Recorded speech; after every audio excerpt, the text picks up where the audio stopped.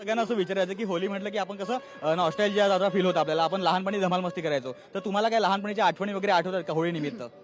हो हो, आम्ही प्रचंड म्हणजे मित्र मिळून ना घराच्या टेरेसवरनं फुगे असतात ना, वॉटर बलून्स, ते आम्ही ना रोडवर असे जे लोक जातात ना त्यांच्यावर टाकायचो.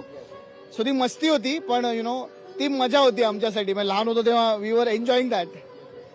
सेम सेम सेम म्हणजे चाळीतली होळी आम्ही खेळायचो, अजूनही खेळतोच. तर ती फार एक्स्ट्रीम असते, म्हणजे त्या वेगळ्याच मेमरीज आहेत आपल्या आणि त्या नेहमी आठवणीत राहतील.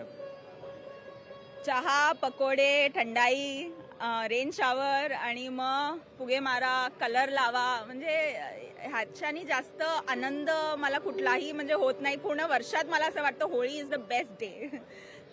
मी आताच म्हटलं तसं की होळीच्या दिवशी मी सीवेजमध्ये पडलेले. सो सगळ्यात माझी मेमोरेबल होळी ती होती आणि पूर्ण येल्लो कलरने मी रंगले होते. सो या, बट आईच्या पुरणपोळ्या इज अ खास हायलाईट ऑफ होळी. तर अशाच प्रकारे धमाल मस्ती करत राहा. आपण खूप एन्जॉय करू. अजूनही कलाकारांशी गप्पा मारायच्या. लोकशाहीच्या सगळ्या प्रेक्षकांना हॅपी होली एकदा बोला. लोकशाहीच्या सर्व प्रेक्षकांना होळीच्या हार्दिक हार्दिक शुभेच्छा. Thank you so much. थँक्यू. लोकशाही मराठी ऐका, पहा, जागरूक रहा.